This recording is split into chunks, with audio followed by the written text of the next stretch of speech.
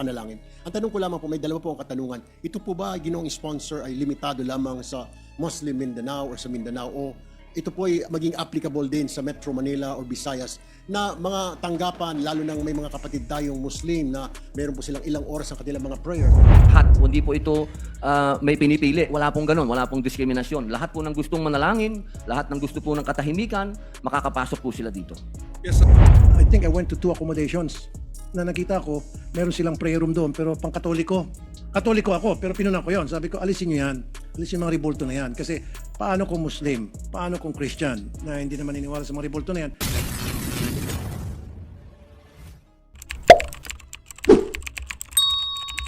Nice to sponsor the measure and the majority leader. Maraming salamat po, Ginoong Pangulo. At The sa ating ninja from Pinoy Japan Mayorya. is recognized. Actually, my socks, Mr. President, is a ninja socks.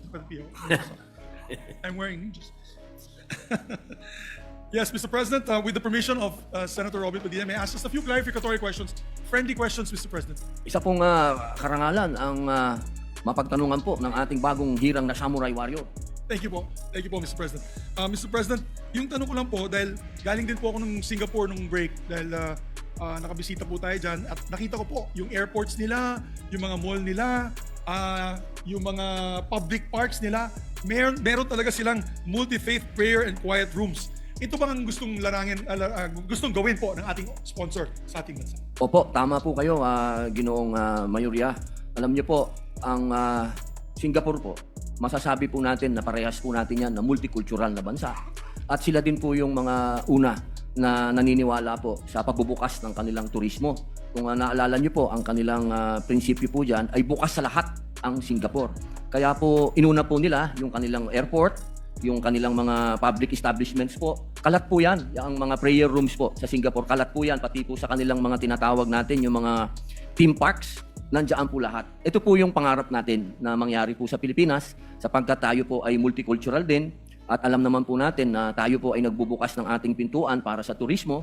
Napakalaking bagay po nito kapag meron po tayong mga ganyan na prayer room na makapagbibigay po ng kalayaan para sa mga gustong magdasal na sila po ay makapagdasal ng tahimik sa mga lugar na designated po. Yes, and ito po i-open sa lahat ng klaseng reliyon. Opo, katulad po sa Singapore, ganun din po sila. Bukas po ito sa lahat. Hindi po ito may pinipili. Wala pong ganun. Wala pong diskriminasyon. Lahat po ng gustong manalangin, lahat ng gusto po ng katahimikan, makakapasok po sila dito. Yes, ako ay natutuwa dyan, Mr. President, dahil ito po ay ginagamit din as quiet rooms, yung parang peace, zones of peace na katahimikan at pwede po mag-meditation dito sa mga kwartong ito. I salute the gentleman from Nueva Ecija, Camarines Norte, and the adopted son of Mindanao for this initiative. Alam niyo naman po, ako po ay lubos na gustong tumulong sa ating mga kababayan, lalo na sa ating mga kapatid na Muslim, na magkaroon po sila ng ganitong klase mga prayer rooms and for all other religions. And we thank the champion for Muslim affairs in the Senate, no other than Senator Robin Hood Padilla, for this measure. At wala naman po itong penalty clause, no, Mr. Ay wala po. President. Bilang ito po ay may kinalaman po sa pananampalataya, ang atin po talagang paniniwala dito, aming Godfather. Kayo po ang Godfather ng BARM ng mga Muslim. Opo. Thank you, sir. Ang paniwala po namin, ang pananampalataya kasi dapat galing sa puso mo. Opo. Hindi po tayo dapat kailangan magkaroon ng mga penalty. Talagang lahat po dapat dito ay galing sa bukal, sa puso po. At pati sa establishmento yata ay Private po. private involuntary. Opo, Private. meron po silang tax incentive. Yun Yes. po ang At kagandaan naman ito, pag public, ako naniniwala pag public dapat mandatory kasi kaya naman ng public facilities yan eh. Kasi alam mo naman yung government facilities, maraming mga kwarto yan na hindi naman ginagamit. Opo, Pwede opo. i-convert yan. Opo, katulad po nung panahon po ninyo, nung kayo po ang Ginoong Pangulo, binigyan niyo po kami ng pwesto dito sa Yes, that's Senado. correct, Opo. Mr. President. So with that, Mr. President, I no longer have any interpellation on the measure. I'd like to thank the good sponsor for allowing me to ask just some clarificatory questions. And I salute him for his sponsoring of this measure and championing the cause for all the religious groups that would like to have a prayer room in public spaces. Similar to Malaysia, Singapore, marami po tayo nakikita. Multicultural. Ito yung Opo. mga multicultural nations. Opo. So maraming salamat, Mr. President. Maraming salamat po, Ginoong Mayorya. Yes, Senator Erwin Tulfo is recognized. Thank you, Mr. Chair. I would just like to, I'm not going to interpolate, Mr. Chair, but manifest my support on this committee report, Mr. Chair. Ginoong Pangulo, ako po ay nakikisa sa ating pong butihing sponsor sa layuning magbigay ng ligtas at angkop na espasyo para sa ating mga kapatid mula sa iba't ibang pananampalataya. Tama po siya. I welcome this committee report which caters not only to our Muslim brothers and sisters, but to all communities of different faiths. magandang konsepto po ang pagiging religious neutral ang ating silid panalangin. Ang tanong ko lamang po, may dalawa po ang katanungan. Ito po ba ginoong sponsor ay limitado lamang sa Muslim Mindanao or sa Mindanao o ito po ay maging applicable din sa Metro Manila or Visayas na mga tanggapan, lalo nang may mga kapatid tayong Muslim na meron po silang ilang oras ang kanilang mga prayer.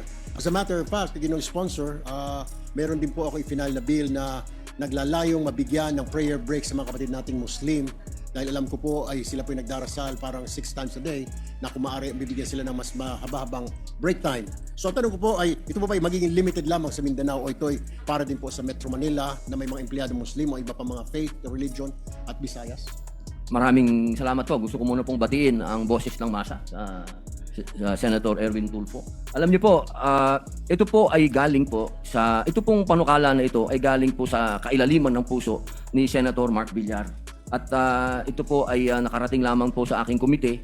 At nung binasa ko po ito, ako po ay punong-puno ng kaligayahan sapagkat buong Pilipinas po ang saklaw po nito. At para manggaling po sa isang katulad po nila na builder, parang ito po ay sagot sa aming mga panalangin, hindi lamang po ng mga Muslim, kundi ng lahat po ng religion.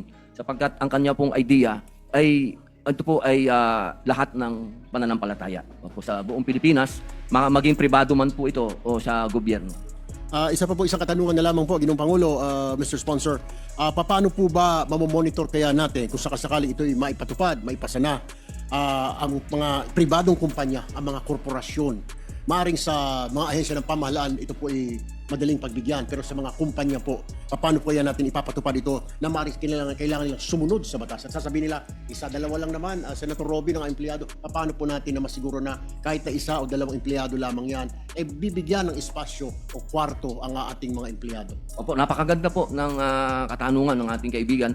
At tayo po, una po, ay bago po makarating sa panukala, tayo po ay naniniwala na ang mga Pilipino po talaga ay likas ang kanilang pananampalataya, maging anuman po ang kanilang relihiyon. Pangalawa, doon po sa ating panukala, meron pong nailagay po dito na kapag ito po ay kanilang ginawa sa kanilang halimbawa po building o mall, meron po sila ang tax incentive.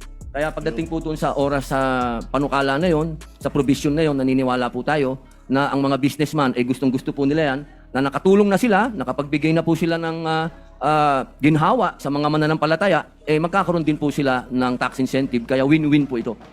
Ako, napakaganda po yan. Anyway, yun lamang po, Ginoong Pangulo, Mr. Sponsor, maraming salamat. Susuportahan ko po itong inyong panukala. Maraming salamat po. Maraming salamat po. Majority Leader. Senator Raffy Tulfo.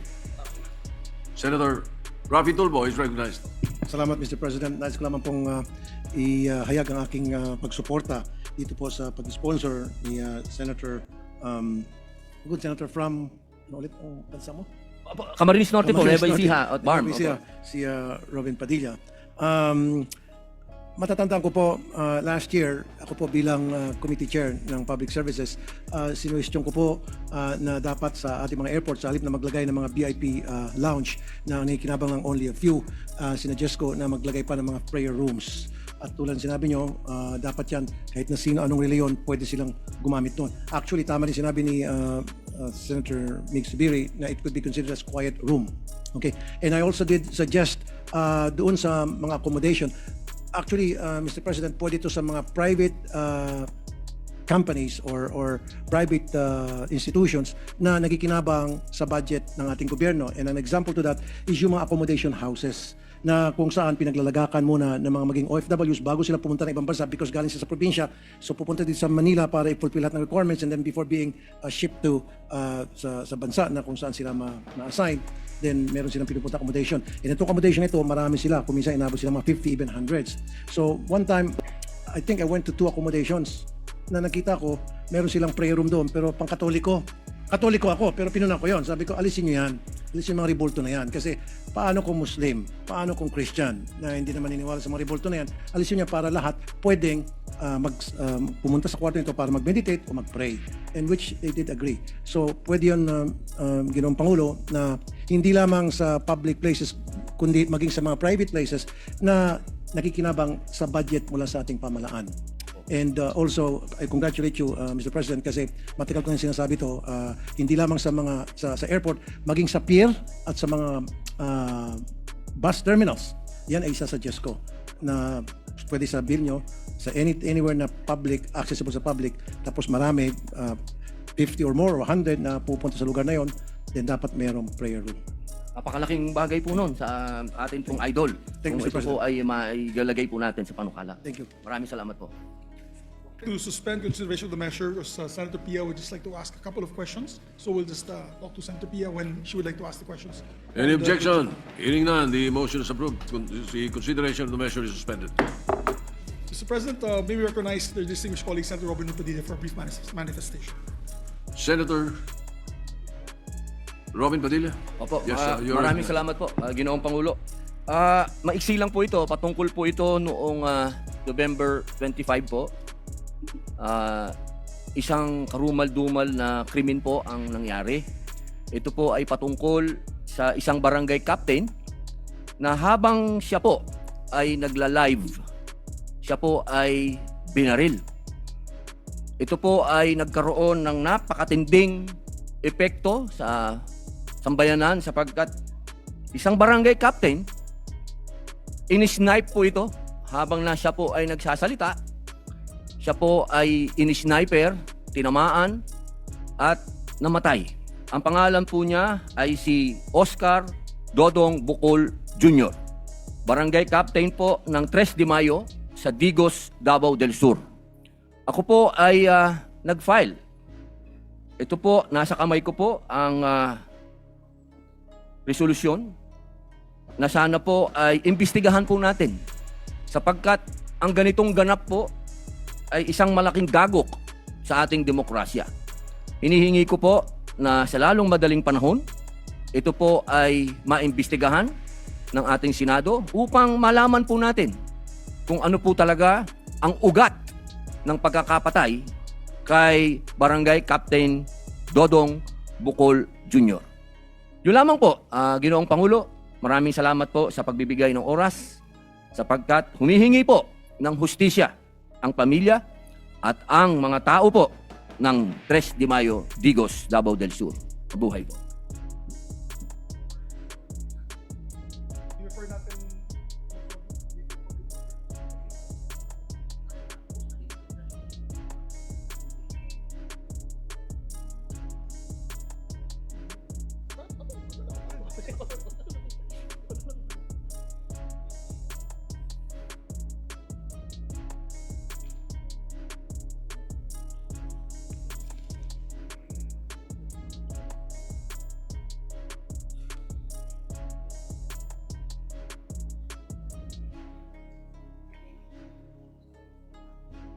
Majority Leader?